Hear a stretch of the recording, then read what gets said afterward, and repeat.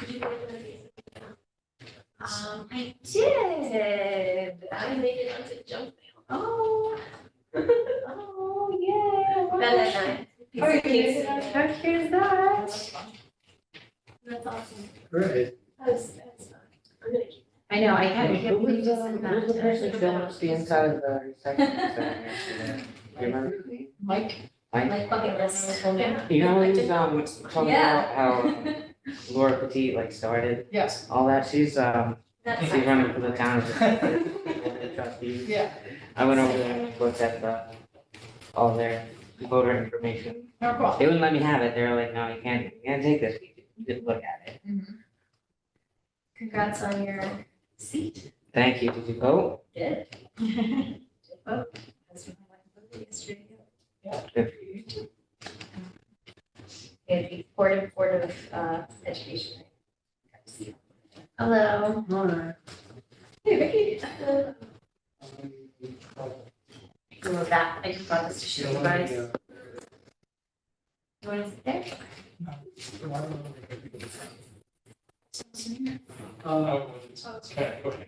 Because you're right.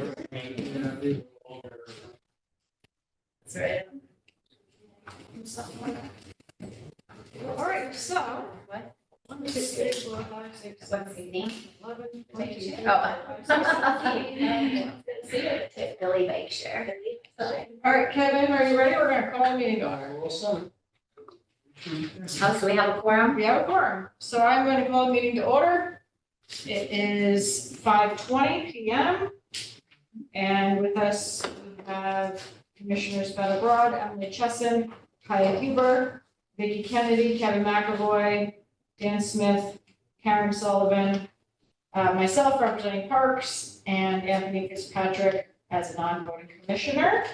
Roberto is excused. And Melissa Iachetta is now here, Alice Carpenter. and Cal is on the way.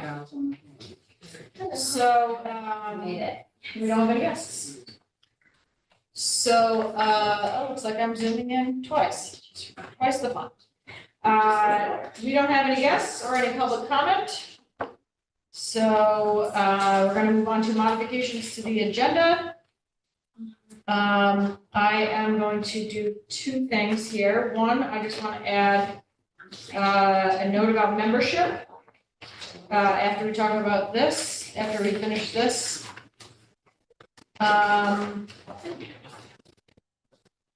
And I would like to add new business, Department of State Sustainable Cities visit. DOS. Yep. What do you mean DOS? DOS Sustainable Cities visit. Are there any other modifications to the agenda?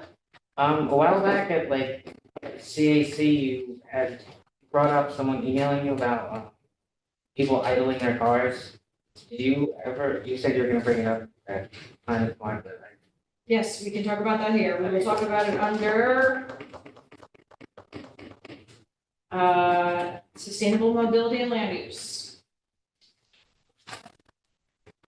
Anything else? All right, then we will go to the, talk about membership. First, I want to, this has nothing to do with membership of Climate Smart, but I want to just put on the record my congratulations for Anthony Fitzpatrick for his election, successful election onto the Kingston City School District School Board. So he was elected last night, on a slate of 3 candidates out of 4. Congratulations. Wow, congratulations. And we wish you the best. And we are looking forward to seeing you in that position. Anthony has been, he's on a non-voting commissioner. I have moved Zane McDonald as a non-voting commissioner, and we welcome Emily Chesson as a voting commissioner. Also, Michael Darcy has resigned as a non-voting commissioner, so he has taken a position in Oklahoma. Oh. The state. Just not here at all. So he will not be here anymore. He's going to be the, something like the emergency manager or floodplain manager or something in Oklahoma. So shifting his entire. Does he have? How interesting. I don't know anything about that. I just know he's not hiring. So we wish him the best. And I would also just like to mention, although Brad is not here tonight, I need to speak with him because Brad has been hired full-time by the city to work in the engineering office. And so he will be, I believe he's gonna be beginning on June 3rd. And then he would not be a voting member anymore. He would be the person representing the city engineering office. So he would still come to Climate Smart, but he would be vacating the voting position. Is that Ellie's position? That is not Ellie's position. I will just speak to Ellie's position. So he did apply to Ellie's position, but in his, we had 28 applicants. He was one of them. In his interview, those of us on the interview team all unanimously agreed that he would be better suited in our engineering office. And so he wasn't even seeking that position. We offered it to him and he said yes. All right. So he's going to still be part of the team immensely. And we did then also fill the other position of Ellie's position with a gentleman named Philip Green. He is starting also on June 2nd or 3rd, whatever that first day is. Philip will then be attending these meetings as a guest, I suppose, because none of these things would be where Philip would be fitting in, but obviously Philip will be serving the role of Ellie, so, and Ellie was kind of serving as the engineer. So we'll see how that goes, but I have a question. yes. Was Brad's position here on the commission moving, is that something that has to happen? Can you not be employed by the city and a commission at the same time? He can be a non-voting commissioner. Okay. Because as a voting commissioner, just like I'm non-voting, because we don't want to have any kind of undue influence on the decisions that are made. I don't want to make it seem like I'm pushing any kind of agenda. So we are considered ex officio members. I'm here representing Parks and Rec. He's here, would be here representing engineering. So Okay. so that voting position would be available if you wanted to move into it. Okay, We don't have to decide that right now. We can talk about it offline. okay, thank you. So that's some membership updates. Moving on to, and Roberto is not able to make it today for medical reasons, but he wants to talk about hydrogen at the next meeting. Okay. He also asked me to, when we get to it, it's on the agenda someplace, right? Hydrogen. Yes. He asked me to present a resolution. Oh, and he wants to do that tonight? I'll do that. Oh, well, all right. That's just so we can move forward, that's all that, that's like. Real substance to it. Outreach. Okay. Review and approval of April minutes is going to be tabled until next month. I didn't see them till recently, unless you all saw them already. I haven't had a chance to review. I'm going to table that until next month. So we will review April and May in June. So moving on to refrigerants. That's what I was pulling up on my phone. So on Tuesday, that was yesterday. Meta, Melissa, Julie, and myself were all in. And Anthony, you were there too, yes. We're all in New Paltz at the transfer station, essentially near the town hall, for the sort of press event wrap up of the refrigerant recycling drive, the coolest recycling drive, as we call it. And between the two drop-off regions, so Kingston and New Paltz were the two regions for Ulster County, and then Warwick and one other municipality down there also had drop-off days. Between those two locations, there were over 500 appliances for a combined, because the refrigerants are so powerful, you have to do a carbon dioxide equivalent. So if allowed to escape in the air, the refrigerants would be equivalent to 1.3 million pounds of carbon dioxide. So to put that in perspective, that is roughly the amount of CO2 emissions as driving 145 average American gas-powered cars for an entire year. So, hooray! That was really cool. I like how direct it is. You just receive the thing, it's done. So it was a success, and the thing that I was trying to do was get BOCES involved, and they were excited to be involved, and then they decided not to be involved after all. And I think it was mostly about the academic calendar, and maybe a little bit because, I think the way that, one of the organizers was explaining the day to them, it sounded mostly like a photo op and not like they did like do anything, and so we'll wanna fine tune that so that they can like be involved next year. There may be some kind of connection at the iPark 87 facility that Ulster BOCES is moving into, so there's some room there to build in workforce development elements, but as a recycling event, it was unbelievably successful, so that's the update. I don't know if you have anything else, or anything else. Well, Anthony, did a great job all day at Earth Fair collecting. absolutely. Appliances there. It's a long And Yeah, subsequent work at the transfer station, right? day. they, one of the things I was talking to somebody about was that, after they're done emptying all the gases out of the appliances, they sell all the metal and both ferrous and non-ferrous back to, or wherever, and then that money goes like into the town. Yeah.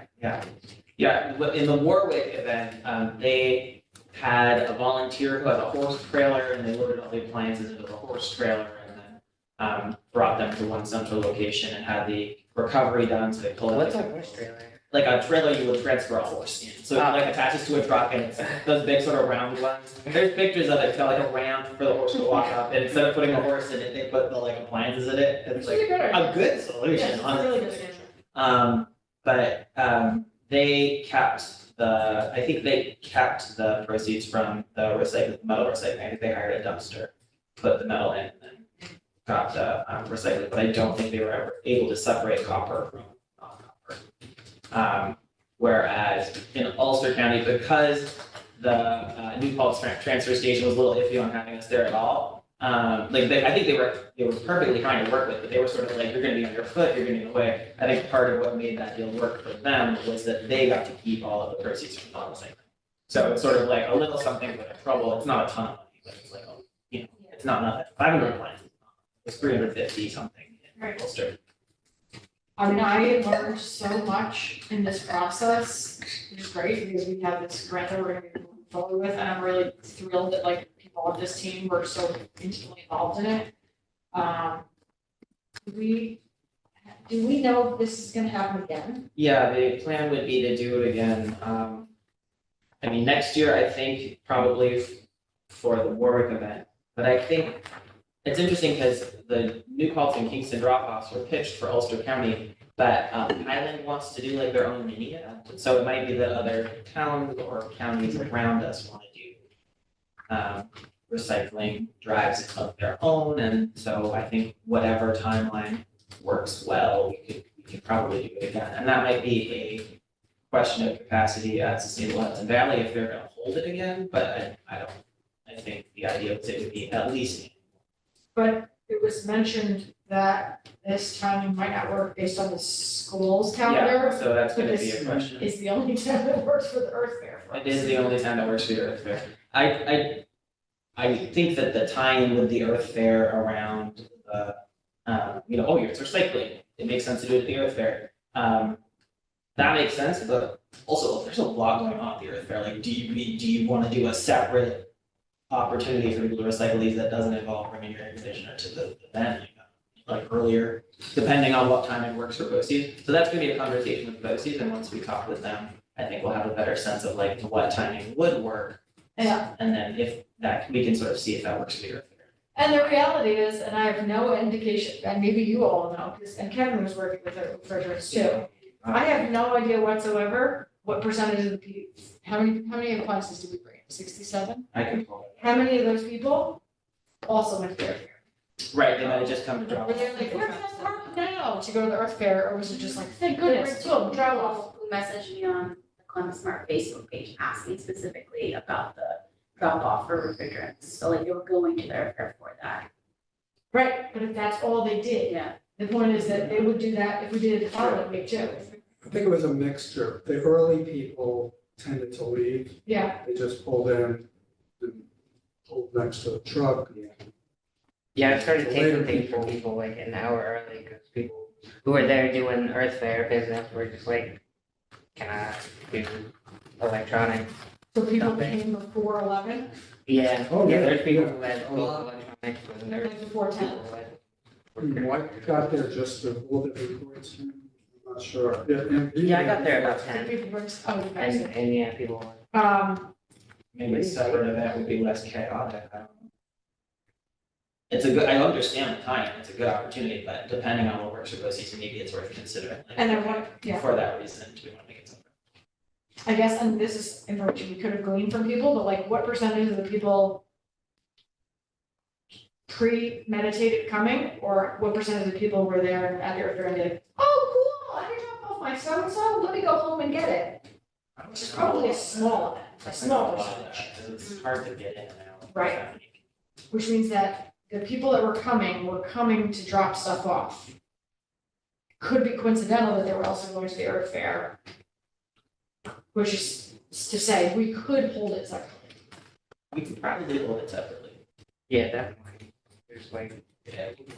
a couple people were talking, Michael was asking, people like how they found out about this. Oh, And a few of them were saying that they heard it on the radio.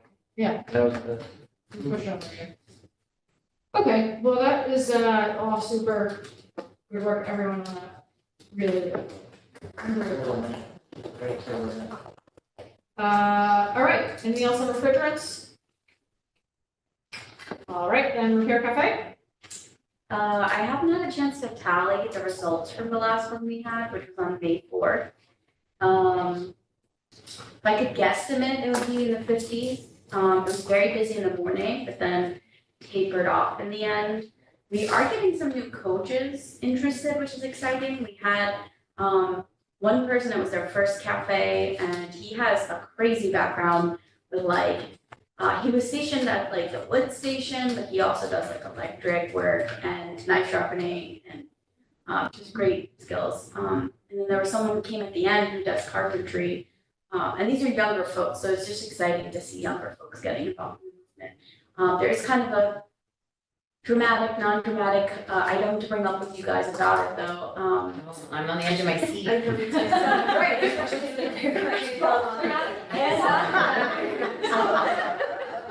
So Sustainable Hudson Valley is the fiscal sponsor technically of Repair Cafe. John Lackman had started partnering with them about a year before he had passed away, to be more of a fiscal sponsor. When he was around, it was more like printing, very low cost. They have not really been involved with funding any cafes. Susie Frommer is their coordinator and does get paid to help, put together a calendar and coordinate with everybody, host monthly meetings. But at the last monthly meeting, Melissa Everett, the executive director, joined and had a big conversation. And I missed this meeting, but I watched the recording. And the next meeting, we're supposed to have an even more in-depth conversation about it. But basically, Sustainable Hudson Valley wants like all the cafes to like put the money they're getting from these events into this like bank account. And then we would somehow get like gift cards or something, I don't know. But a lot of the groups were like, well, we partner with our Climate Smart, program, and how would that work? And it's a little confusing and weird because like they're just like, we want to be accounting for everything all of a sudden. And yeah, so in one instance, I do think it's good to have a system because I just have, they just gave me a cash box and was like, put all your money in here you go, good luck. And now they're like, we should be tracking all this, which is good, but several years into this, they're wanting to do it. And some of the repair cafes already have their own bank accounts and their own systems and their own treasurers, and some of them do it with the church they're with, so, and they're basically saying like, we need to streamline this and go into one system that everyone follows if you want to be a part of like the Repair Cafe Hudson Valley umbrella. So we didn't really like decide anything definitive. They're kind of come up with like an MOU and then propose that, and then we're gonna have to like have feedback, but And it would be an MOU with Climate Smart? no, with, I guess, just each of the facilitators, so it'd be with me, I guess, So what is That's a good what question. transactions happen that there's any money moving hands? it's really the pizza, the coffee, and we have tip jars out at the cafe. Oh, okay, And that's how I break even for the money I'm putting in for the coffee and the pizza. okay. But if there's leftover, I put it in the cash box. And they're like, if there's leftover, you should put it in their bank account. And then some people additionally like this happened once recently where someone showed up and was like, I don't have cash, can I donate? And Susie was there and she pointed them to the Sustainable Hudson Valley website where they did it online, but they get what's it called? Transaction fee? They get a tax deductible thing because they did it through the website where someone's just donating Oh. $2, they're not gonna have that. Uh, So a lot of questions came up about the whole thing. Yeah, So what do you need from us? Not a lot of money. it's not a lot of money, yeah, sometimes I don't even break even, sometimes like I'm putting in my own money, so like, it's just interesting, and then they don't even have a process yet, they're like, maybe we could do gift cards, and like, you could be like, I need the $50 gift card for my cafe coming up, and that just doesn't seem feasible to me. I get logistically, Melissa Everett was like, as a nonprofit, like, I could lose my 501c3 status if people look into this and realize we're not on top of it like we should be.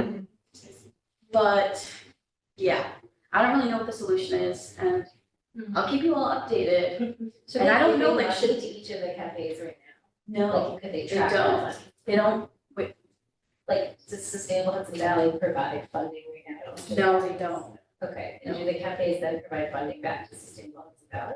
That's the thing, people were like, we're gonna be giving you our money, what are you providing us? So in the MOU, she said they would kind of list out services that Sustainable Hudson Valley's providing, i.e. like Susie's support. Right, like it's her staff time. Yeah, They're and not- if we need a certificate of insurance, they provide that.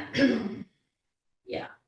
And then it's for new cafes too, like she'll sit with you and tell you about what you need in your parks box and like how it works, but I feel like these could be growing pains that are not out of the question, Yeah.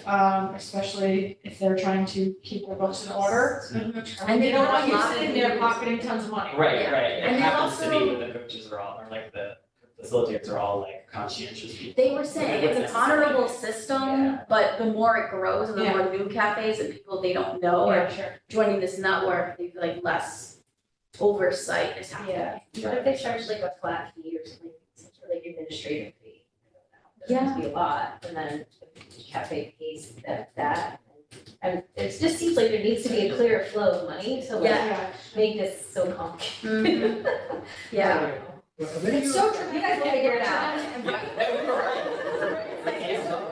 I haven't said what they're doing it, but also like, and I don't know, See why like, this contentious. do I bring the MOU here? Do we need to look at it together? Cause Climate Smart Kingston is a sponsor and like I'm representing Climate Smart Kingston as I do this and Right, we're hiring And- you to do it. and you know, potentially we're supposed to be funding the pizza going forward or, you know, stuff from this commission, so They are fiscal sponsor?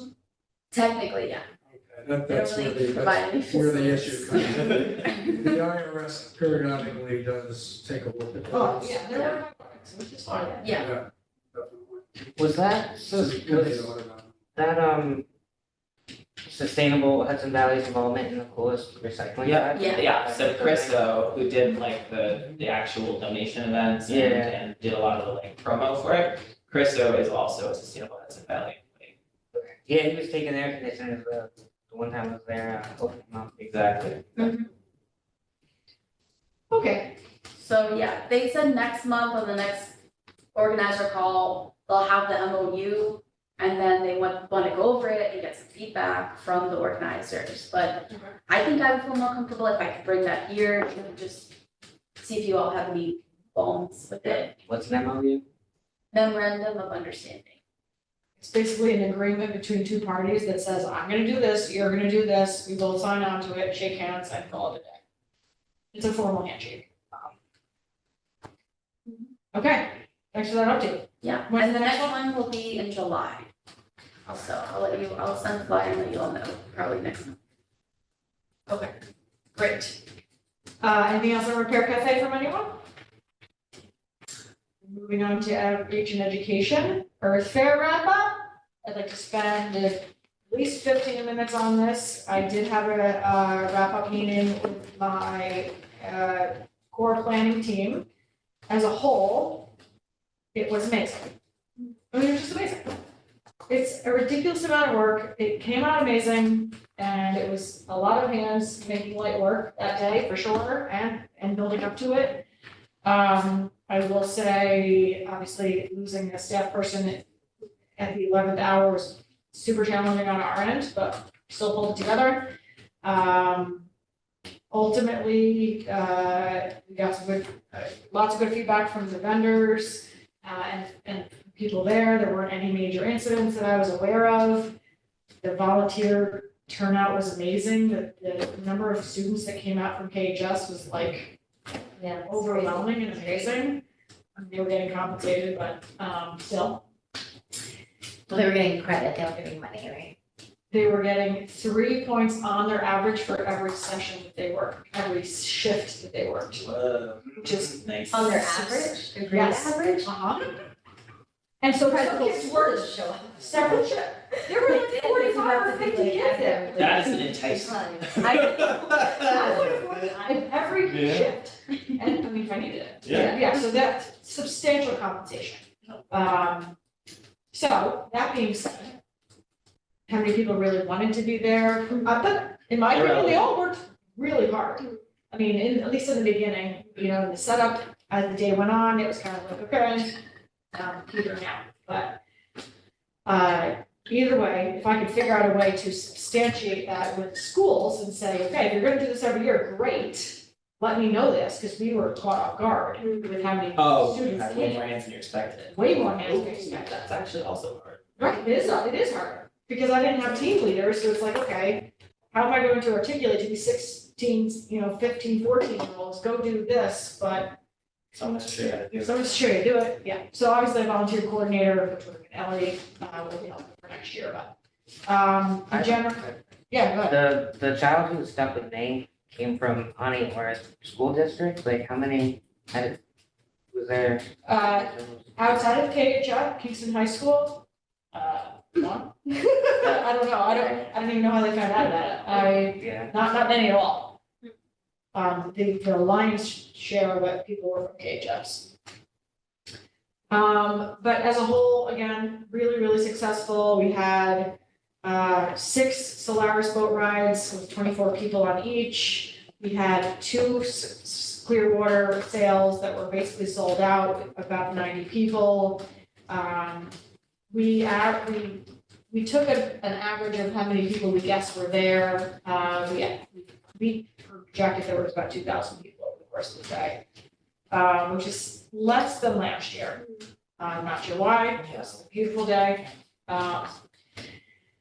But I just wanted to do a quick go around for any kind of feedback that folks have, that wanted to talk about anything in particular, if you were there, wanted to either pass on messages of things that should be better or things that you want to feedback for next year. I don't know. You guys wanted to give any feedback? I have one piece, and that is that, everything we got to do was really great. I think it was maybe odd that the Maritime Museum was open, but still charging normal admission. Like, I know they need the money, but that was a little weird, because there is that climate change exhibit that, like, I worked on, and it would have been cool if people were going and looking at it. I think that would have been a good tie-in, and I think once people have visited the museum, maybe they want to, like, come back to bring someone, so. I did ask them if what their attendance was like that day, and they said less than normal. Yeah, so I feel like them charging full admission on the day that there's an event next door, people are gonna go do the event next door instead of coming to the museum. Yeah. And that I think was a miss. On their part, like, I'm sure it was there too. That's it, I thought it was terrific. Okay. Kevin, you have anything? No? Good. Kevin? I thought it was great. I think the only thing I would suggest is that we have a sign-in, like sheet and system for people, so that we're like collecting, as many names and emails as we can, so that we can, follow up with people and let them know about next year's event at the very least. So that's one thing we did accomplish, was like creating a MailChimp for the Kingston Earth Fair prior to the event using Julie's list. Did you guys all receive that email? Yes. It said like it was from Kingston Earth Fair, but it was actually Julie's email and it like looked nice. So everybody should have received it. I didn't. But you didn't receive it. You were on your own list. Nope. It was from you. So if you didn't get it, let us know. And then we also sent the bike share petition. And yeah, we can talk about that later. But yeah, I think next year we should do that. And maybe we can, utilize like the Kingston High School students to help with that, because they could have done like the welcome table. They just would have needed a little training. That's true, or they. Yeah, they could go around. That's a nice, I think, activity for. Yeah. Great. Yeah. Right. But it was fantastic and great job. Thanks, Melissa. I gave a lot of feedback at the debrief meeting. Maya? Probably the reason it was less attendance than last year is because of It's true. So I'll try and make it next year. We'll plan it around you. Are you available May 10th next year? I thought it was great. It was my first time attending, and I was really impressed with the turnout, the vendors, all the events. Loved the dancing performances from CCD students. That's awesome. I manned the clothing table, and my one suggestion would be, if we want to encourage people to bring clothing. I had a lot of people telling me like, oh, I wish I knew this was here. I have some clothing, like, so if you wanted to make it more of like a donation area as well, so that people could bring stuff and advertise that, I think there are a lot of people that would be happy to do it, but then obviously it's more to manage if you're trying to then put it out at the table, or more to manage after the fact and figure out what you do with all the clothing. Yeah, we came back with way more than we brought. Okay, because some people can't, like, I had some people come to the table and look, and then like an hour later came back. Oh. Like, be like, I brought the, like, here's a bag of stuff from my home. Oh, cool. I was like, okay. Oh, that's good.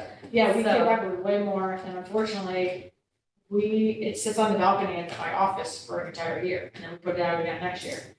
So we talked about on the, I don't know if it was at the meeting, if I talked to Casey about it, but we talked about like once every couple of years, scrapping the whole set of everything, like donating it all, and Yeah, starting over, so it's like, oh, this year. It's not just like this dread. 2 years. yeah, yeah. Um, Good idea. Well, why would you keep it and not just donate it now? because it gives us it's like a sourdough starter. It gives us something for next year to start. Sarah never toast turtle. Well, I mean, I could scrap half of it. Yeah, we did Yeah. 1 year, we like donated the books to the Little Free Library, and we put the toys on the street somewhere, it said free. Yeah, and maybe we will. I mean, we haven't processed that part yet, so maybe that is what we'll do, but it's kind of one of those like, but then next year, in order to start it, where's my sourdough starter? I need something. Yeah, all of us bring our rules. Yeah. I thought you started it from the high school lost and found. We started it from the school lost and founds.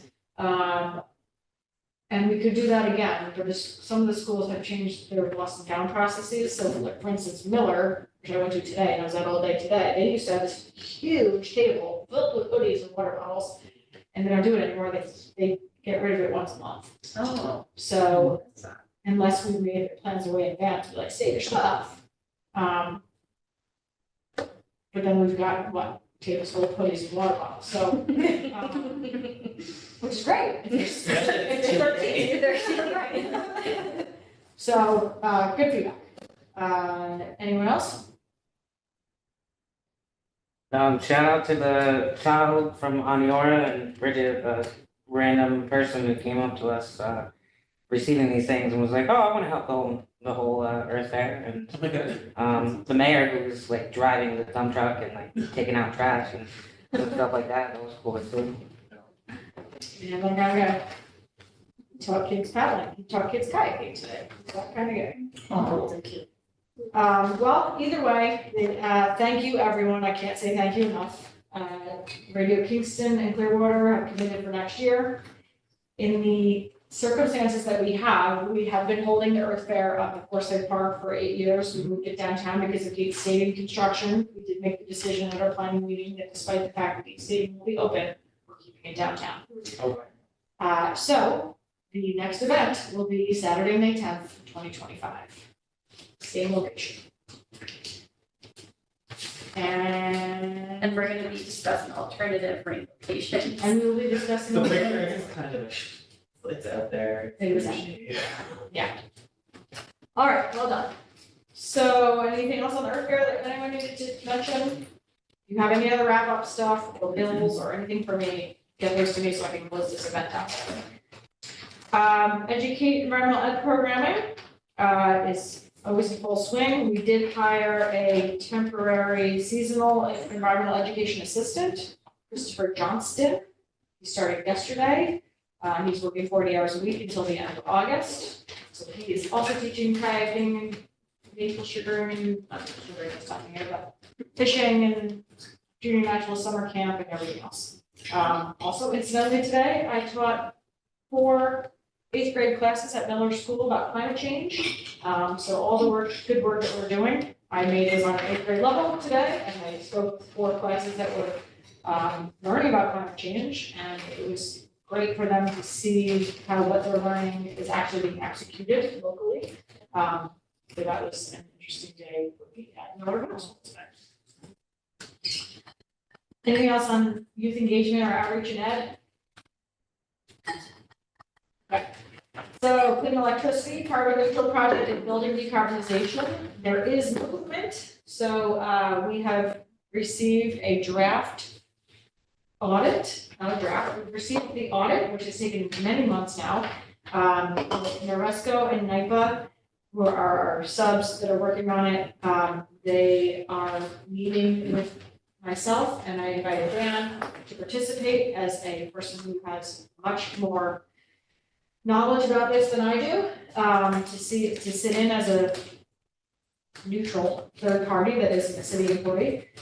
So we have our meeting tomorrow. They're going to walk us through the whole thing, which is going to include what they found in the audit and also their recommendations for how we will achieve carbon neutrality in 2 buildings. They'll walk us through the budget, and then we'll have some probably really hard decisions to make. But I will have some more updates on that. After that, then it'll go out to a full design based on which energy conservation measures we choose. I have looked at it. I'm not going to give any spoiler alerts yet because I want to wait for the full explanation from the team. But we'll have more information to talk about it next meeting. Did you want to say anything? Just some of the summary stuff here, kind of sped through the whole thing, and then start going back through it. So far, it's a good package. But it's a lot of details. It's a lot of details. So they got paid about $44,000 to do this in their Noresco, and I think they put well over that amount of work into it. So the product itself that they've given us is unbelievable. It took me 3 hours to read it last night, and a lot of it was like, I don't know anything about electrical engineering or building mechanics, so here's Dan. But I do know a lot about how the buildings operate and sort of just anecdotal things, and about also how we typically manage projects, so I think we'll be a good team. Without like starting to walk through the building and really get into it and being like a team member basically, I mean, it's sanity check. That's what I'm hoping for. I appreciate that. But there's another piece to it too. I think we were talking about a few months ago. Kingston is sitting on a notable amount of funds, right? Yes, That was sort of like granted to it. yes. And we'll talk about how that fits into So this. there could be ways to get creative with that, where it's not just paying directly for all of stuff. Something that money do some work and you're to pay for it. Right. Great. All right, so that is that project. Our municipal solar installations, a couple things. One is that I am in contract with the provider, Solar Generation, who is doing the Andrew Pool and the Rondo Center. They are working through the roof warranties right now, so all buildings, both of those buildings have roof warranties. We need to get a sign off by the warrantors that says we're not going to penetrate the roof. If we do, our warranty is void, all that stuff. So we're filling out all that documentation and working through the beginning. And they anticipate that those installations will happen in July. So we're hoping to see that at that time. Also, I might have mentioned at the last meeting, I believe that I did, that we were, because of our Clean Energy Communities program, we were eligible for almost $900,000 from NYSERDA. I submitted each of those grant applications, which ended up being 8, to get that funding for putting in a solar system on First Avenue, a ground mount system. They approved it. So we are now going to be putting in our largest solar system yet, which is going to be on First Avenue. It is a ground mount system. It's on current, it's on city property that was being used by Department of Public Works for dumping millings and other things. They're gonna flatten it out. We're in the process of flattening it out, grading it. And so the next process is I need to get into contracts with NYSERDA, and then we will go out to bid for that property. And it will be tied into the Central Hudson grid, which is like there's a substation literally right next to the property. And that is not current, there's no current draw or demand at that property, so it's all going to offset other municipal accounts. Great, very exciting. It's really great. If you need any, like sanity check with solar generation, work with them. Perfect. Give them like a megawatt. Oh, super. Is that gonna be anything other than solar panels? Solar and grass. Is there something else you think we should do? Plants. Like a, no, You mean Like batteries or like a place to hang out or? Oh, like, I don't know. No, probably just off. no, it's gonna be. They're gonna put a 6-foot fence around. Yeah, it's all fence. And I'm not putting goats or anything in there. So- Just for like pollinator friendly seeds, Yeah, like it's, in yeah, RFP or something like yes, that. yes. Put it like, we should look at the the smart solar, I can send it to you. Okay. Smart solar site. Scorecards, they have like ideas. Okay. It doesn't have to be sheep, it doesn't have to be like, but like pollinator friendly. Yeah. Like seeding. Okay. Yeah, Scenic Hudson has a document about that too. About that too, It'll be yeah. probably some. Cool. I have municipal solar news. Sorry? I have municipal solar news. Oh, great. I have a question. Can I ask a question? Okay, is the Rondout Center a flat roof or a pitched roof? It is 2 flat roof bi-level flat roofs. Cool. 2 different warranties, 2 different roof types. How exciting. Is the pool flat or pitched? Pitched. Okay. And so at the pool, so at the Rondo Center, we're doing 2 levels of solar. At the pool, we're doing 2, there's a flat section on either side, and then there's a pitched part. We're doing some on the flat and some on the pitch. Okay. It's just great. Those are going to be owned. Those by the are city, all. So you're. There's just 2 webinars coming up from the Hudson Valley Regional Council. I'm pretty sure you got an email today. Yeah, go ahead. But one is on Thursday, May 30th from 12 to 1. And that is hosting a webinar series on the new NYSERDA Clean Energy Communities 3.0 program, starting with renewable energy and clean energy studies. So that, and there's a whole, I can forward this to the commission later for the details. And then the second one is Wednesday, June 5th from 12 to 1, and it's on the benchmarking and CEC energy studies. So there's 2 upcoming webinars from the Hudson regional council. Great. Yes. And like, Right. is it in your eyes still? Fine. What is- No, it's okay. I should have prepared. It's actually It's a reoccurring. I think you're okay now. Oh, yes, I'm good. All right, moving on to CCA, I don't have any updates on any approvals, we have not gotten approvals from the PSC yet, still waiting. And the community solar campaign is great, I believe it is full at this point. And so we are now taking a wait list for folks to get on a list to be on a future development. So we're still pushing it, but it's full. Yeah, we're straight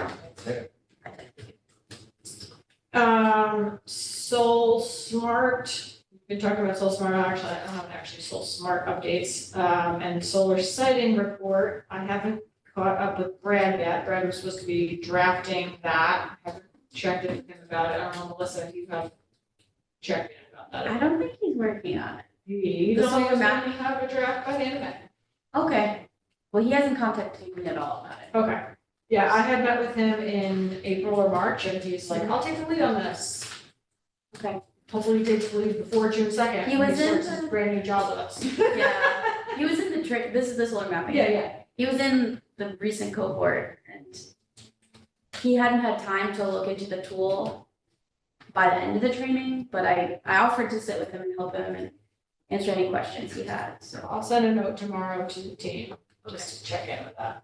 See, the last time we spoke about it, we had to sit down and he said he was gonna be full speed ahead on it, and by the end of May, he was gonna have a draft for me to look at. I wasn't able to go to the Monkey meeting yet. When and Azriel was there, We met at Monkey Joe's, yeah. I thought, yeah, so Yeah. did, This is Everyone this is say that we- subsequent to that. okay, alright. Cause also Azriel dropped out of that training altogether, so. Okay. Yeah, all right, I'll check in with people tomorrow. Clean heating and cooling campaign, I don't really have any kind of updates on that, so actually this end. These campaigns, which are, actually, that one I guess is complete now that I have the grant for Serta, we've gotten a go on that, but I did want to, when Phil starts, I'm gonna have him obviously take up where Ellie left off, and you had sent some information about that we could post on our website and things, so I'm gonna have him do that when he gets it.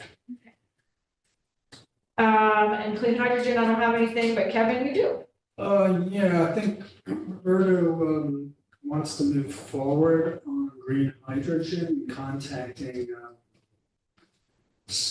well, at least one of the vendors that's involved with this, Proton out of, the people near New Haven. And he asked me to, make a motion to authorize the commission to do outreach on this. We could also contact the people in Lab in New York as well. So I'll make a motion that the commission move forward on reviewing, doing outreach to green hydrogen manufacturers. Do we have a second? So when, I don't understand. well, first we'll take a second and then we'll have. Well, discussion. what he's doing, he just wants authorization to be doing what he's doing, like. So reach out on behalf. Right, so he doesn't want them to think he's going rogue. I see. Or drag me along, so the two of us are going rogue. So for clarification, it's giving him permission, or is it saying Clarence Markish? Well, it could be whoever the commission designates, which I think will end up being me, Okay. Roberto, or both of us. Most likely Roberto is the expert on this, not me. Okay, so he wants to formalize the relationship, Right. asking on behalf of the commission as opposed to asking on behalf of an individual. Right, so that if we show up in Connecticut, where we're actually representing the commission, or if anybody else joins along with us, that we're actually officially commissioners, and not just private citizens showing up and they escort us to the gate. Sure. Which could happen. What's the name of the vendor? This one, I believe, is Proton, and they're involved with Proton Energy. I believe they're involved with Toyota. and Chevron, And they're doing hydrogen. green hydrogen, yeah. So, and you think we need a resolution to do that? Roberta thought so. If people are comfortable with Roberta doing it, and me assisting them, that's fine. What exactly does he want to get out of this? Green hydrogen, he wants to actually have the city have a green hydrogen facility. So we would approach them as to see if they would be amenable in working with us. And just see where it goes to from there. I mean, he has the science down on all this, I think Cal does too, Dan. For Well, you sounded, you I know so. really sounded like you knew what you were talking, more than I Well, did. that's good. Is it for transportation or is it Yeah. for electricity generation? It would be primarily transportation and maybe also just storage. So if there's like a peak and you're not using everything. Yeah. Yeah, well, Primarily. start with transportation and then have energy storage if we can have a facility that can handle that. I think also primarily for like heavy duty vehicles that are harder to run off of batteries or that would require really, really big batteries, those have to be zero emission by like 2045, I think. But still, it's good to, like, it's not fast to set up the infrastructure necessarily. So really the ask is not only for the Climate Markets Commission to be communicating, but communicating on behalf of the city Yeah, that's like, with an intent for advising the city on clean hydrogen. Right? I mean, it's not just for the sake of talking to them. I'm asking. catching up. Okay. All right, so. I mean, intent, for the intent to be advising the city on clean hydrogen initiatives, right? Yeah. Not just for the sake of Climate Smart Kingston being educated on clean hydrogen. No. He wants to actually go, have a facility built at some point. We'd have to write a grant for this. I mean, it's a whole. Yeah. Production. It's an initiative, in other words. That's where he's going with it. He'd like it to be an initiative. Okay. It's not in the climate action plan, just so you're all aware of that. It's Right, didn't correct. cover green hydrogen. I don't think it covered geothermal on this go around either. That's Well, on the it other says side. a shift to 100% renewable energy. It Yeah. doesn't say what. Yeah, okay, so you would take you would interpret that Yes. as it is covered. I would say yes. Okay, I think that also entered into why you want a resolution, because we were both under the impression it really wasn't specifically outlined in the climate action plan. It's hydrogen and Doesn't any have other to be, renewable then, falls under clean water, under, Yeah, maybe it's irrelevant, maybe we don't need the motion if you feel it's. was that, is anyone opposed to this concept? No, I think it's great.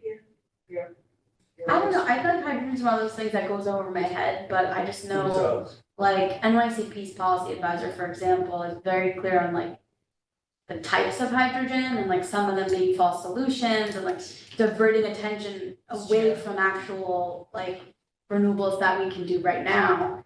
And so it's a little scary of going down this rabbit hole, but I mean, if he's doing it on the side, it doesn't affect anything. Well, he's But not doing it on the side, but I mean, is this an information gathering expedition? I think a lot of the information's been gathered. Okay, so this Whether is- we can all So- understand, it's another story. Yeah. The information is, I feel like is There's I might not technology be- behind like using hydrogen as a Yeah, renewable we energy should. source I mean, I One can at a tell, time here, Anthony speaking. is definitely evolving like quickly. And it's like not something that I don't think anyone has like nailed down like really well. And one of the reasons why a couple years ago it was not, like people were kind of steering away from it is because the way they were making it was not actually as helpful because they were not using because there wasn't a way to use renewable energy to make it efficient.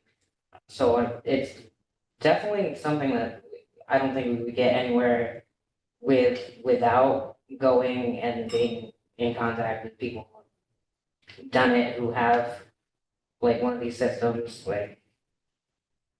So sorry, you're going, where are you going? Yeah, Okay, so for clarification then, it's more than an energy and information gathering, let's learn more about hydrogen to see if this is an option for Kingston. Beyond that, he wants to push for an initiative, i.e. climate smart, pushing the city for hydrogen. But specifically with this proton energy. So my question is, why this vendor is the only option? No, well, there's another vendor in London, New York, up in the capital district, so there's two different But I think possibilities. Anthony's point is well taken. Yeah. That intermediate step of finding someplace that's doing this and, envisioning how that would look in the city of Kingston might be missing piece here. Well, that could be part of the overall outreach to them. I would anticipate that Roberta would do that. Cal? And just a piece of context on the stuff that Anshal's talking about. So the gas industry is really invested in not losing their like millions and millions of dollars of infrastructure that they've installed to transport gas, like fossil gas or private gas, natural gas, whatever you want to call it. And so when the gas industry proposes hydrogen as an alternative fuel, what they mean is they want to run a different product through the same pipelines they already have and try to just swap out the equipment at the end of the line. Like, you have to buy a new furnace, but you'll still be connected to these gas pipelines. The problem with that, one of many problems with that, is that hydrogen does not behave the same as the fossil gas in the pipeline, and you get a lot of leaks. So it's a really inefficient system, and it's usually being used when the gas industry is talking about it as a way to like justify continuing to invest in infrastructure that is not going to be useful once we phase out gas. So they're trying to make policy that supports them continuing to use infrastructure that they should need to be building. So that's what the gas industry is doing when they talk about it. Using hydrogen for vehicles is a little different, especially if you're creating it using renewable energy, because it has pretty good equivalency. So like if you use this amount of renewable energy to make hydrogen, you're making a close to there's not a lot of loss. You make pretty close to what you had in renewable energy in hydrogen, and then you can use that to power a vehicle in a way that doesn't require lithium.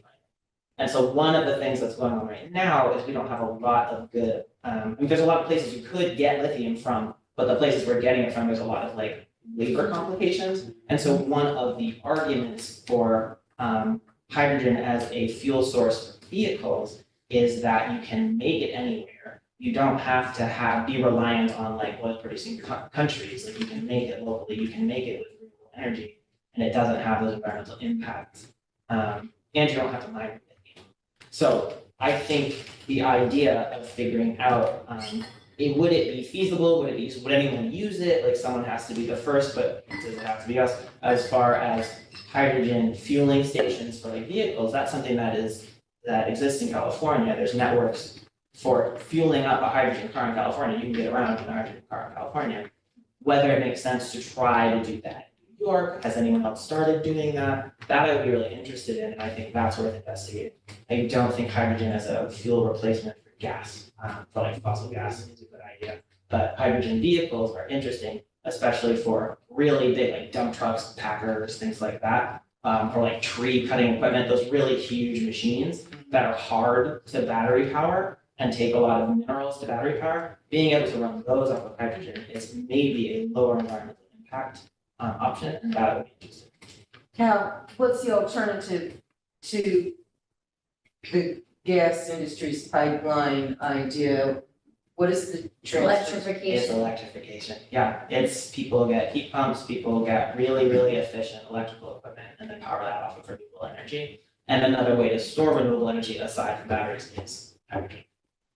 So hydrogen for storage, hydrogen for vehicle, I think is a reasonable thing to look into, but it's very much, you have to build a network for anyone to use the network. But if no one's gonna use the network, why would you build a network? Yeah. It sounds like someone from the city would need to be on this like subcommittee.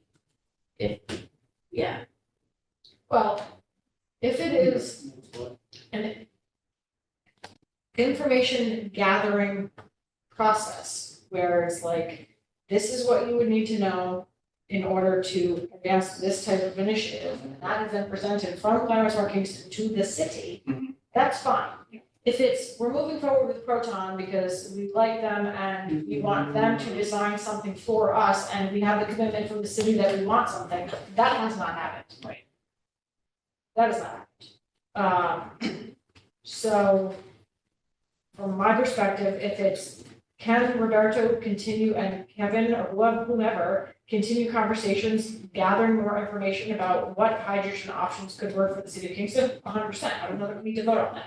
If it's Climate Smart Kingston is going to create a feasibility study or move forward an action plan for hydrogen using Proton, that, you can't do that. There's the procurement. It's not determined that Proton will be the vendor, you might have RFP issues, and there's a lot of, I can foresee a lot of pitfalls with that, but no, he's not going there. And I believe, I mean, he may be going to Proton, but, no. We're not doing, I don't think he's not asking to be, Deputized. deputized to, put out RFPs, he's not asking to do that. Right, okay. He just, I think what he's asking is that if he contacts Proton, can he say he's a commissioner for the Climate Smart Kingston Commission and, gather the information that you're talking about. And I From think, my perspective, that should be the default at all. When any of us are looking to gather information you bring back here, we should be saying, this is on behalf of the Climate Smart Kingston Commission. I don't think we need a vote. okay, or, well, he thought he did, and I didn't want to, interfere with what he, yeah, okay.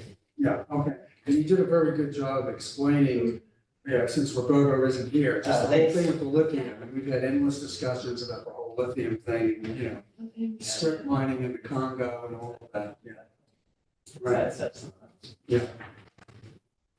Okay, So I should just tell Roberto to move forward? is everyone okay with that? Yeah, just make sure he's clear on the boundaries. Yeah, Yeah. it's okay, Information okay. collection. Okay, so we'll cancel the resolution.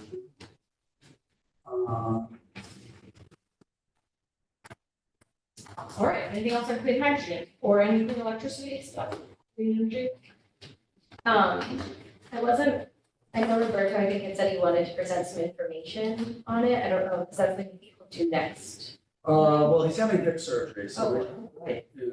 that's a thing, he can be out of commission for a while. Yeah, he wants to run the whole carnito across the table.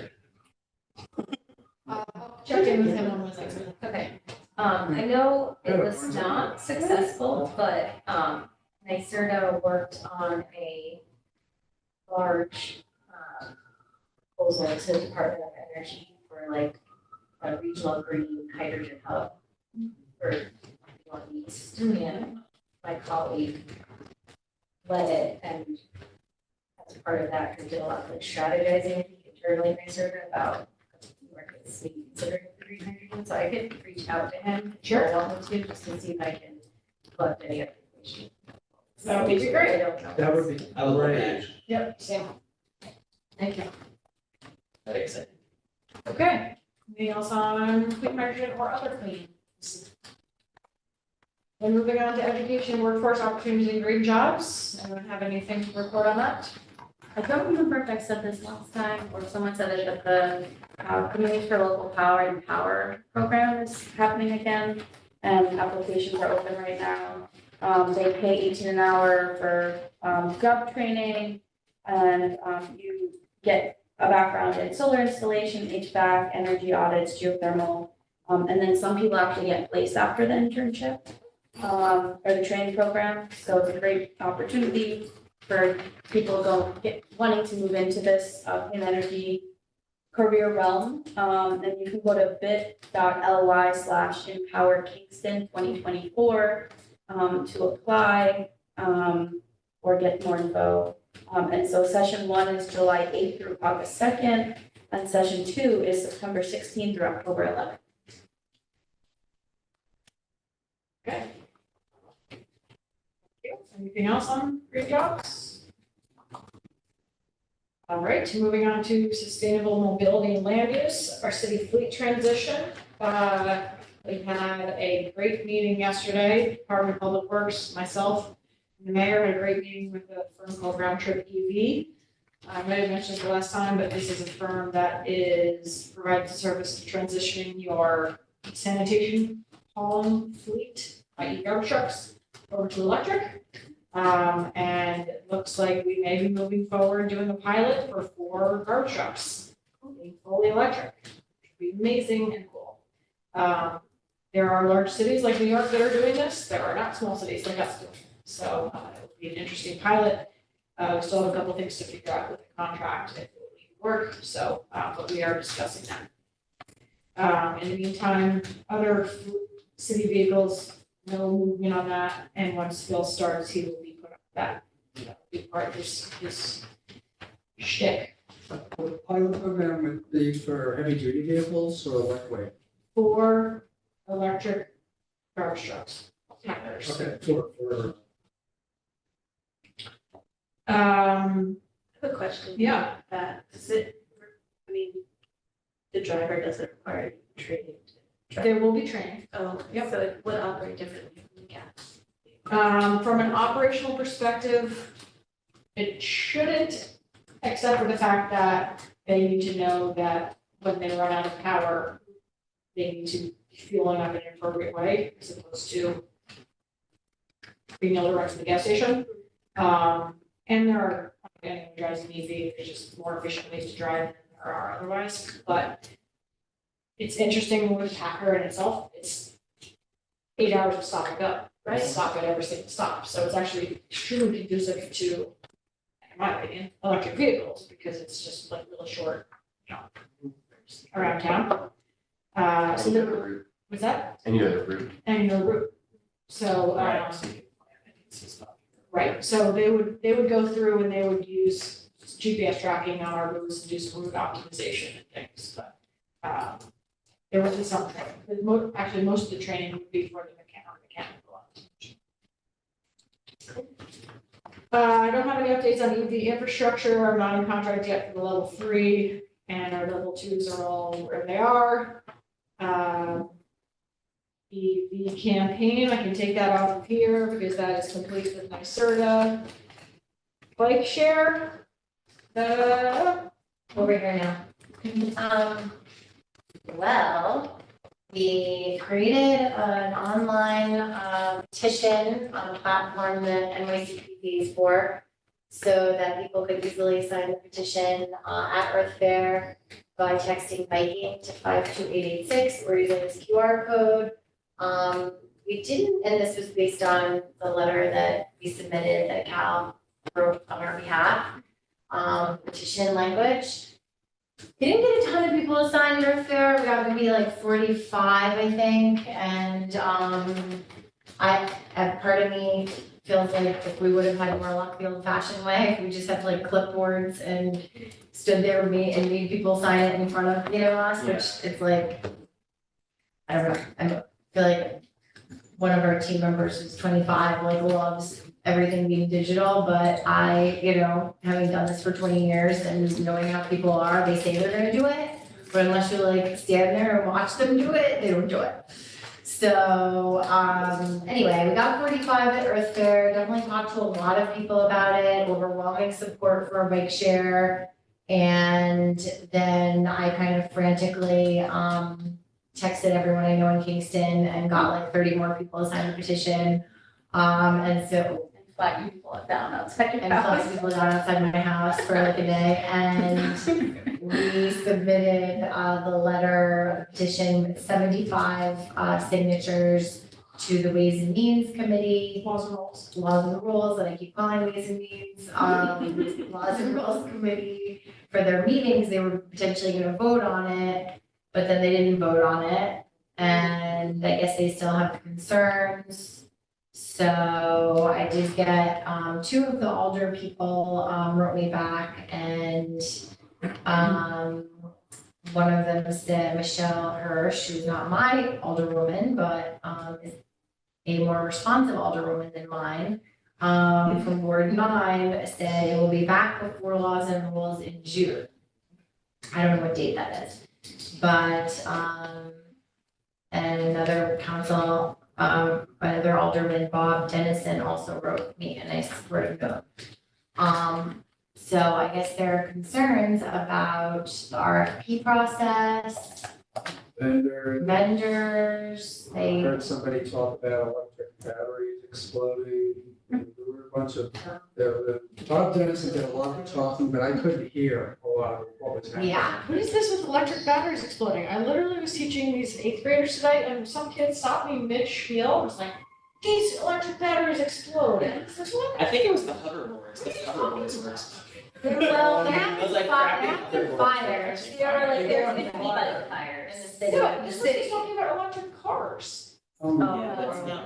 I don't think that's. I don't think there's spontaneous That's- combustion. Anyway. I think there was Sorry, I some didn't mean to- Tesla incidents that sketchy.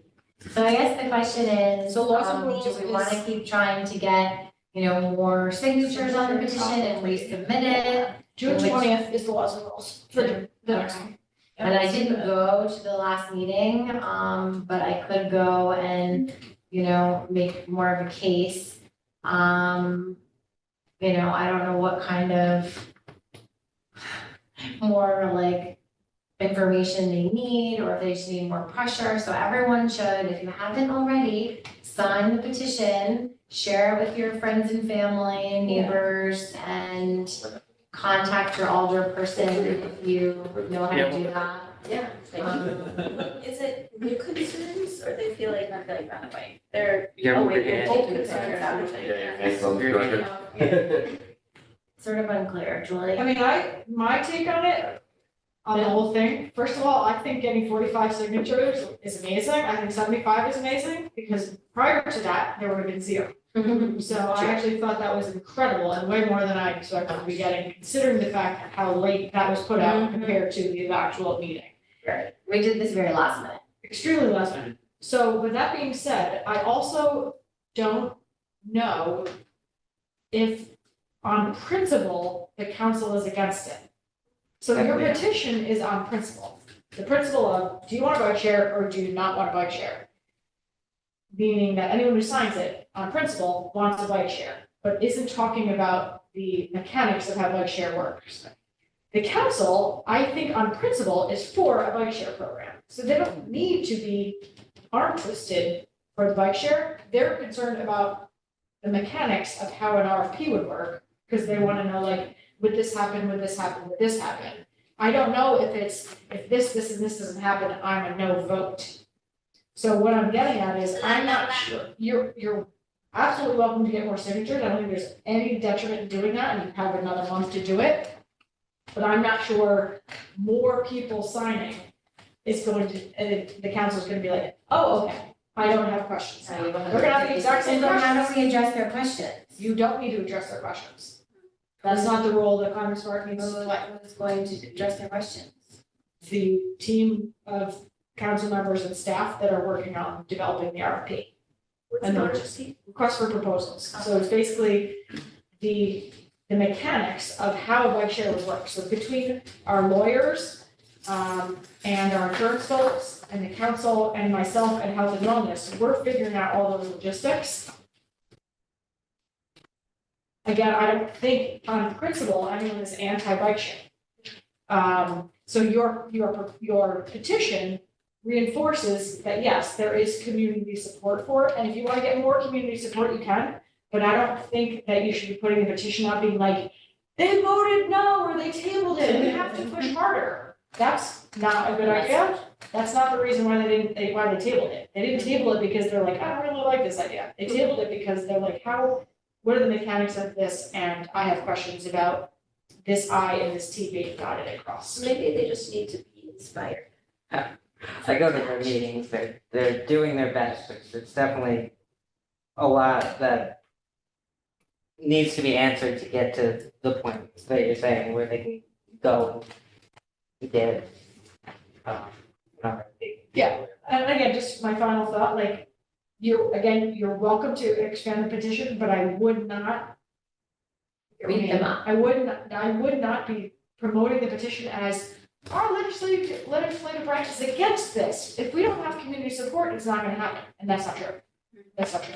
So like not making it seem dramatically like we need everyone. Which I don't think we did. Oh, no, I'm just saying, like, because you're now gonna go back, if you go back and get more, and then resend it to the council, you know.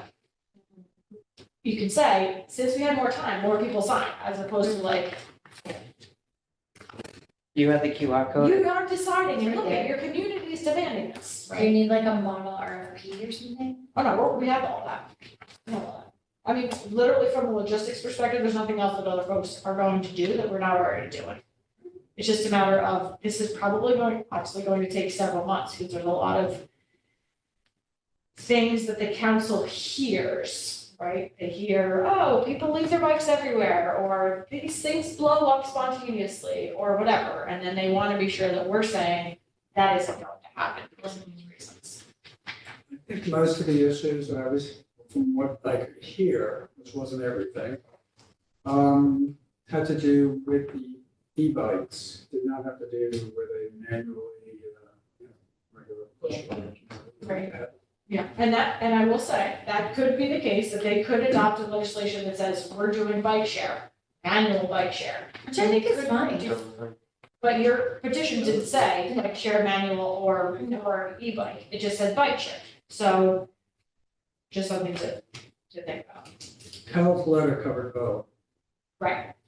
And the legislation covers both, but I wouldn't be surprised if they parse it out. Right. I don't quite understand how bike share works in Kingston, because I don't really see that many commuters on bicycle.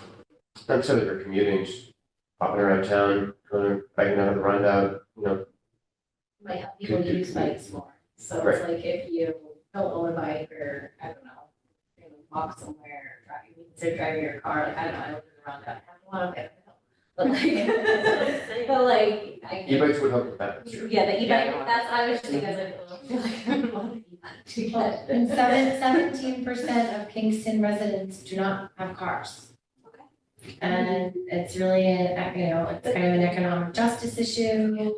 It's an access issue, and I just, and during this very, anecdotally, because I have no experience advocating for bikes or, bike shares, but talking to a lot of people, I did speak with many neighbors who said, oh, I don't have a bike, if there was a bike share, I would use it. And the whole idea is like the more that people bike, the safer biking is, because drivers get more aware of cyclists, and it just helps to create a pro cycling kind of culture, which we, don't have. There's been a lot of efforts made with new lanes, but it's still not like a very, I don't think, safe community to bike in. And I would just also note that we can't compare what a bike share would look like here compared to like a New York City bike system where you pull up to an intersection and there's 50 in a row. Right. And that you're seeing people all the time. It would be obviously way scaled down. Maybe there'd be like 3 stops or something. Probably, like uptown, down. Right. But anyway, okay, well, let us know if we can be more supportive, but it sounds like. Yeah, no, I think it's great. I mean, if someone from Climate Smart wants to go to the Laws and Rules meeting, you're welcome to do that and speak, or you can't speak, there's no public speaking, but just be there or such. There wasn't much time for me to put it on Facebook with all of the Earth Fair stuff going on, so now that we're collecting more signatures, I'll do a Facebook post. Okay. I had a quick question. Did you get the feeling that people were hesitant to scan your code? Maybe, Okay. but I think it's honestly, I feel like it's more like people do the QR code and then they get distracted. Yeah. And don't fill it out, and then like later they forget about it and it's like gone, right? Yeah. And that's why I'm always like, we need real flyers and like things, and even today, some woman gave me like a digital business card. Well, I then went back to try to find it in my contacts and I couldn't find her. And it's like, then you have to remember the person's name, as opposed to like an actual business card where you put it on in a pile and at least you have it, So I don't know. I mean, I love the digital age, but I think it can be a little overrated for organizing. Okay. It's just a pain then having to enter everyone's like contacts. That's kind of the downside to it. The petition, you just be, you're up. Right. True. I know that the farmer's market, like downtown farmer's market, there's usually like a table, I don't know who tables. There's usually like, I feel like every Saturday, like some sort of table where We've there's just done, like things. like one or two, I don't know. construction Library. libraries there. Does the library always have a table? I feel like there's. Farmers market has one. Yeah, maybe just giving a flyer to the farmer's market table. Yeah. Like that, now that I feel like there's a lot more people going to the farmer's market. That's- We can email them. Yeah. If you want to get more signatures.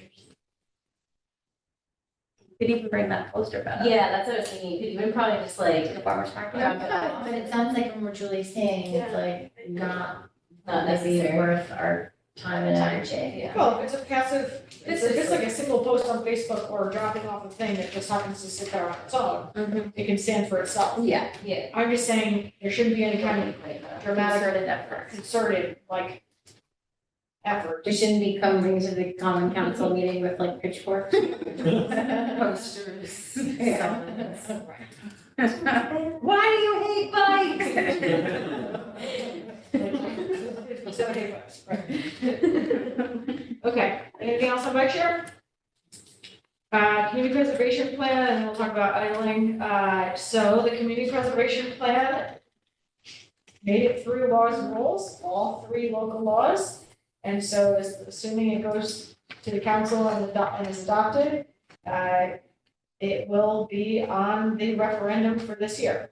That being said, we had proposed a 1.5% real estate transfer tax. They modified it to 1.25%. And so, but there was a unanimous vote on 1.25% and no intention on adopting those 3 local laws. So we will see how that goes. We will know for sure at the June council meeting, which is June 4th. They'll have to have the first reading, and then the second reading will be at the July meeting. So we'll know for sure at the July council meeting. To be clear, it's 1.25% of the amount over the median sale price? Correct. This year is $350,000. And every year will change. The median sale price. Will change, yeah. So idling, we have an anti-idling legislation in the city that's been in effect since 2021. And there's some communications that came forward to the Conservation Advisory Council about whether or not it's being enforced. And if we could be doing more for education about the anti-idling campaign or anti-idling legislation. So I said I would bring it to Climate Smart because it is a greenhouse gas emissions issue, really, not really a policy thing. So I don't know if there's anything that folks think that we should be doing or could be doing. I have no idea whatsoever if anyone has ever been ticketed for idling. And I don't know if people have stopped or reduced idling based on the law. There are probably 30 signs around town that say stop idling, and they're put at what we thought were strategic locations like outside coffee shops and schools and post office and other places where people inherently would idle. Is there something that folks think I or we should be doing more? Or that Climate Smart wants to do about it? How would it be enforced? Is it a ticketable, like a cop would give you a ticket for it? So there's two different setups. If there's a person in the vehicle and they're idling, then it would be the KPD, the police department, that would enforce it. If it is a vacant vehicle that is idling, it would be parking enforcement that would take. But it's after 15 minutes or something? So you'd have to like wash the tire or something and come back, like, is it still? Yeah. I feel like when I see a vehicle idling, it's usually a police car. Like not to, so are they really gonna enforce it? That's a good point, but Maybe, let's start with that. maybe some ticketing, if they didn't have Yeah. something they can stick on Yeah. the. We Or just to say, like, hey, we're trying not to idle, like, What are you saying, Dan? So Just a it's flyer, it's basically. because Flyer, no, it's- asking like a parking official or a police officer to like sit there and wait and try to count 10 minutes to enforce it, and then people are reading after you take them. That's a Rather dope. than doing that, they just have like a little flyer that says don't idle with the law number next to it and take the offense. And maybe the next time. Because then a cop doesn't have to wait around, they can just Yeah, I like slap it that, on. I like that. Yeah. That's like. I mean, people may not even be aware, Definitely. yeah, they definitely know. Where would the flyer go? Just like the original, like, It's like where they had a ticket, Side. and instead of a ticket, I don't know. Information. What about a sticker on the parking meters? But then I guess I your don't think parking, we're- so you're turning it off. Meters, I yeah. think outside of gas stations is one place I see people. I Stewards. outside today. Yeah, these people do a lot by the schools when they're getting their It's kids. hot. They do it by social sure. Yeah. Do you send It's like bad for ads. the things to people's houses for the snow policies, right? The calendar, seasonally? Like a mailer, Yeah. Not all the time. we definitely put it in the mayor's newsletter, but I didn't know if there's any other action the Climate Smart wanted to take. The only reason I brought it up and thought about it was because at the coolest recycling drive, I met the guy who said that he keeps emailing you about it. Somebody keeps emailing me about it? Yeah, the last time you, when you brought it up at CAC, you mentioned that, like, oh, he's like a mechanic or something.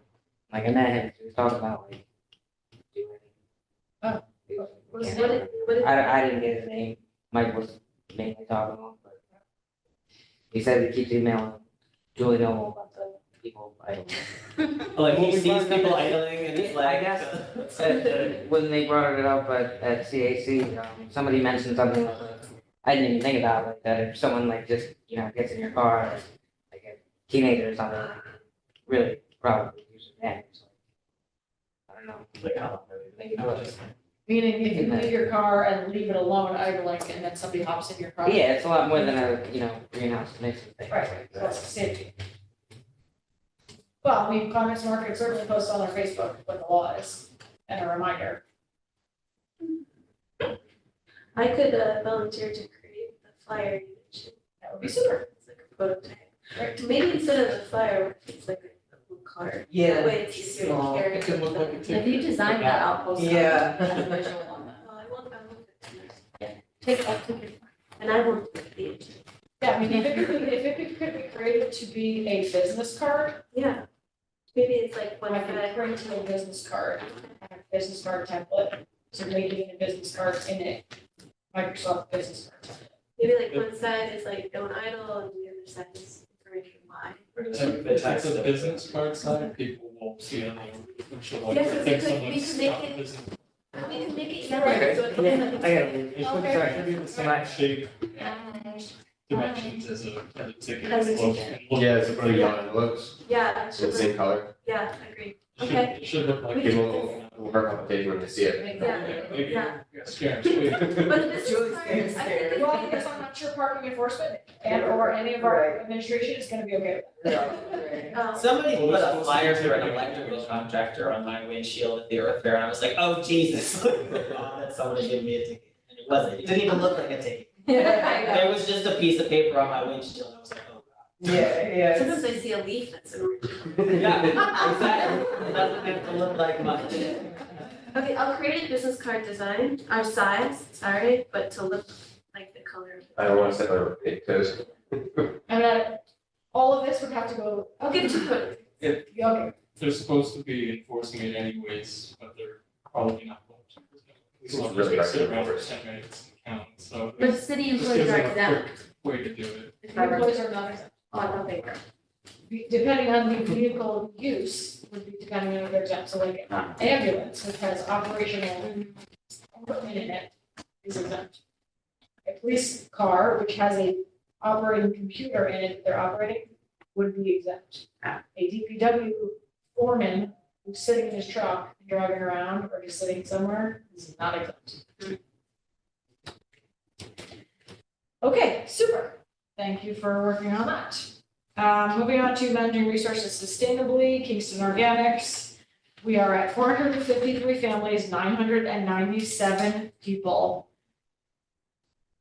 registered. We have collected 27.27 tons of food scraps to date. Great. How many people you said individuals? You said 453 families. How many people? 997. Dang. Exactly right.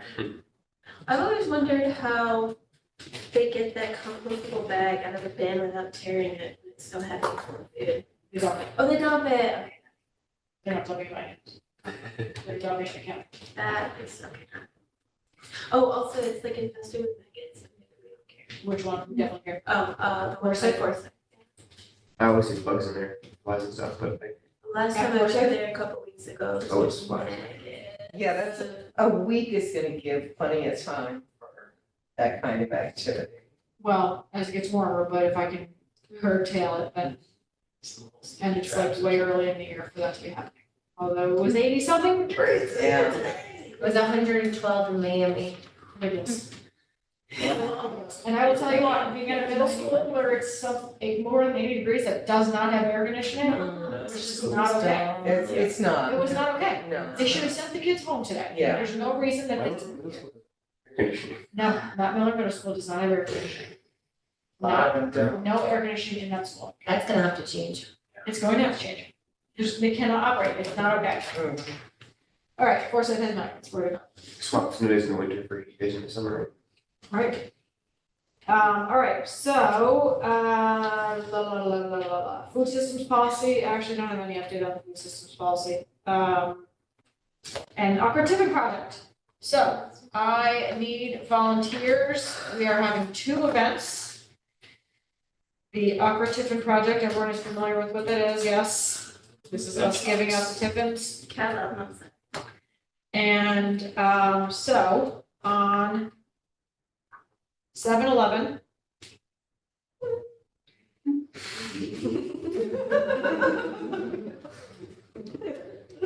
It doesn't exist anymore, does it? Does 7-Eleven? It does. That's one of my, everyone knew what that was.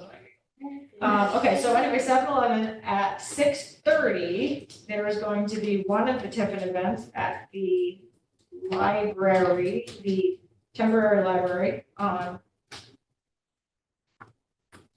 I wanted to split. Green Street. And I need at least 2 people from Climate Smart Kingston Commission that would be willing to attend that event and be the people that physically hand out tickets. 6:30, I'll be there. Karen? Anyone else? I can probably do it too. Probably or definitely. I'm a tentative yes. I have to look at my other calendar. Okay. I'm gonna put you down for a definite yes. Okay. All right, the second event, dates are still pending, but I want you to just hold this in your brain. I would need the same thing again, except for 5:15 to 7:15 on either July 23rd, 29th, or 30th. Those dates are going to be here, City Hall at 5:15. Is anyone right now that wants to commit to those, 23rd, 29th, or 30th? Obviously. I How think- is the event working again?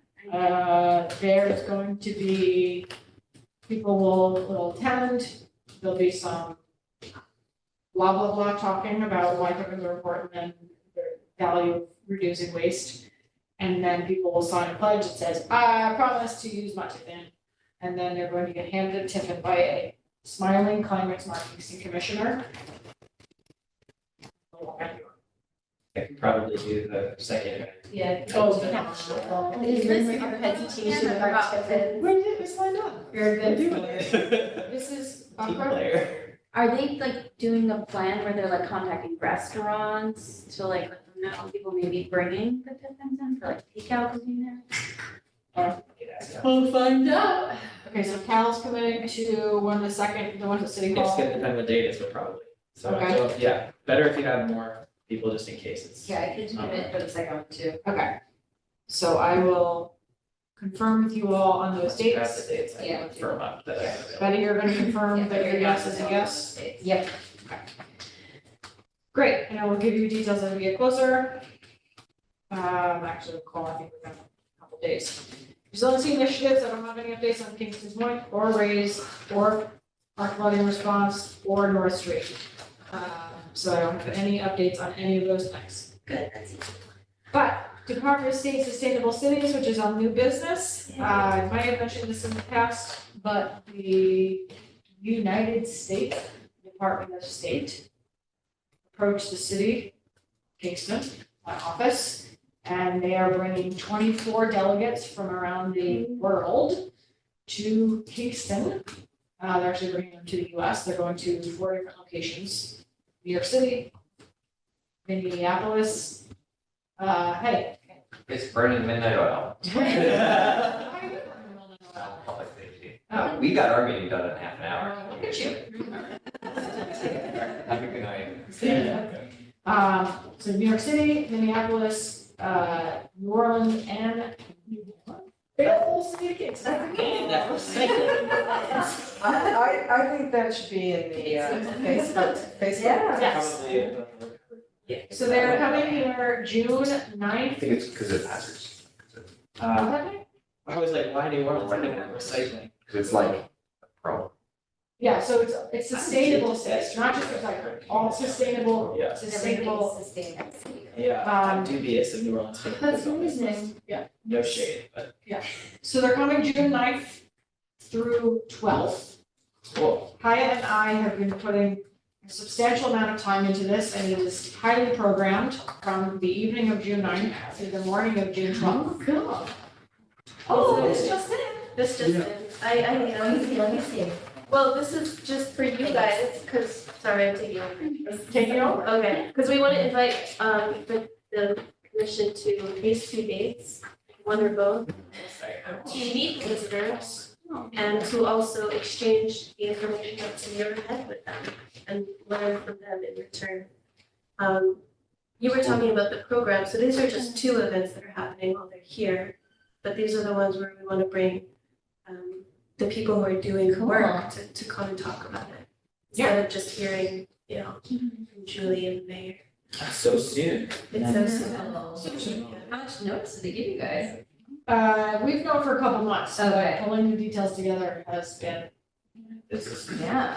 a lot of work. A lot of work, especially because I keep thinking we have that morning coffee done. Yeah. And then it's like more things. Yes. So yeah, they're going to get bus tours and meetings and kayaking on the waterfront with people and all that. Nice. But these are 2 things that you all would be invited to, so put those on your calendar if you would like. It's open to the public, right, or no? The network mixer is definitely not public, you are getting a special invite to be there. The P&L's technically is a public place. Right. But you are getting invited, the climate smart commissioner to be there.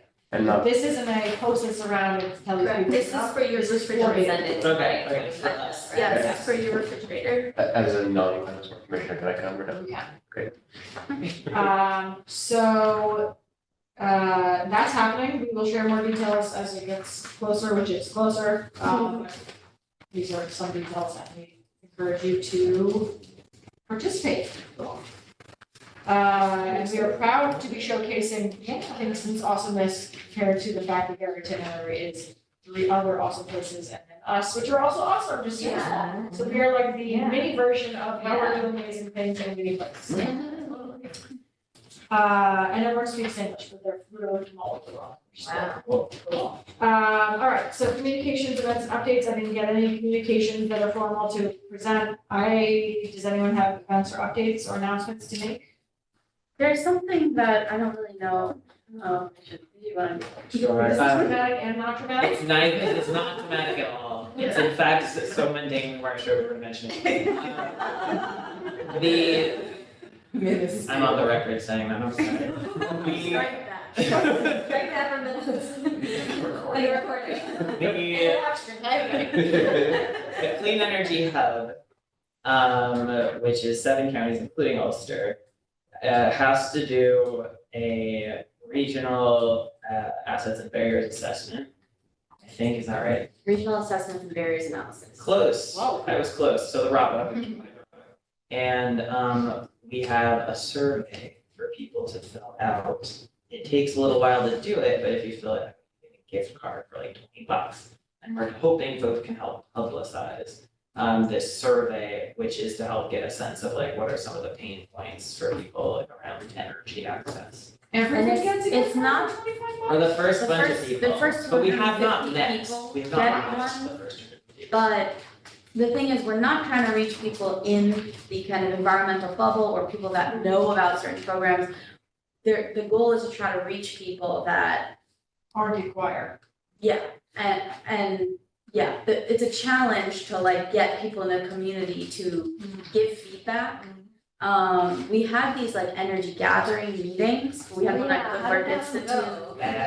It actually is one of the most well attended. You said bad. Yeah. Well attended 7 comparatively, people. no one came to some of the other. Yeah. They were not well publicized, they did not have a lot of lead time. We had like 7 people come to Kingston's, but some of them had already been in the program talking to energy advisors, which are part of the Clean Energy Hub. So they're. And so they've been through some of the programs and they were more there for like troubleshooting than actually like giving feedback. And it's really to understand the energy needs and also a bit of workforce development, for our Mid-Hudson region. So I can send the commission like a sample email and the link to the survey, and if people in the Mid-Hudson region that, would be applicable. WhatsApp groups. Yeah, that would be good. Is it something that would be appropriate to put in the mayor's newsletter? It goes to the Yes. Absolutely, Yes. that would Yeah. absolutely.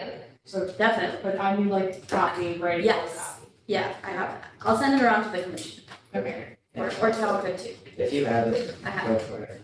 How long does it take to fill out? 20 to 30 minutes, that's the thing. It's very in-depth. Yeah. I didn't even go through it because they told us not to fill it out, so I didn't click through. A computer thing and a phone thing. You can, if someone needs to do it by phone, they can do it by phone, but it's sort of, they're figuring out the mechanics. Yeah. And just as a reference, I know that seems extremely long, but we did a community preservation plan survey. And we did, it's gathered statistically relevant amount of people, and that survey was a phone call that was also 25 minutes. And a ton of people did. So it feels like a long time, Yeah. like, For a gift card, people are willing to do. yeah, That's right. one minute Things for like $1 per $20 gift cards. right, $1 per minute. Okay. It's Okay, like a massage. super.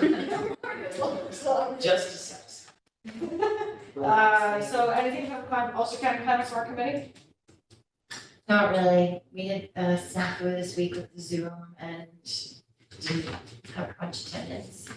Okay, any other events or updates or announcements? If not, we need to evaluate the June meeting because I won't be here. So we need to, oh, did we already move it? Or are you offering? No. June 19th is a holiday. It's a holiday. Okay. We either need to cancel or move it. I don't love canceling. Can't do the 19th. No, we can't do it.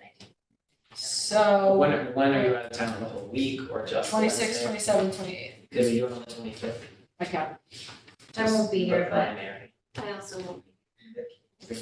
what about just like Thursday, the 20th? I could probably. So there's something I can do. I can't do.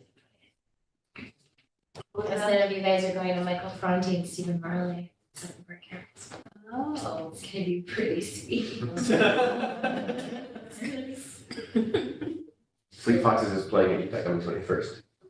Yeah. Okay, what about the 18th? Okay. How about Monday? And then maybe it's red. The 17th? or the 27th, 24th? 17. No, I can't do 17. I can do Mondays. But this is a tough group. Damn.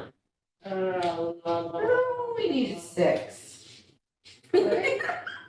Yeah, I guess how many people do you need? Are there any evenings the week of the 24th that would work? Or sorry, you said just the Monday, and Tuesday of the year. You can't do Monday or Tuesday. Monday, the 24th, We have And the no calls on 25th. Mondays. And the 25th, so people so they could. I'm just asking already Well, asked Melissa's the questions. only one who can't go Monday. Yeah. It's- You can still do it. Sorry. No, yeah. We're not, I mean, it's Does impossible the if I did it, 24th work for others? I could do the 24th. I'm away that whole week, but. Oh. Same. Okay, so 3 people. Okay, so 3 people. So back to the 17th. Back to the 17th.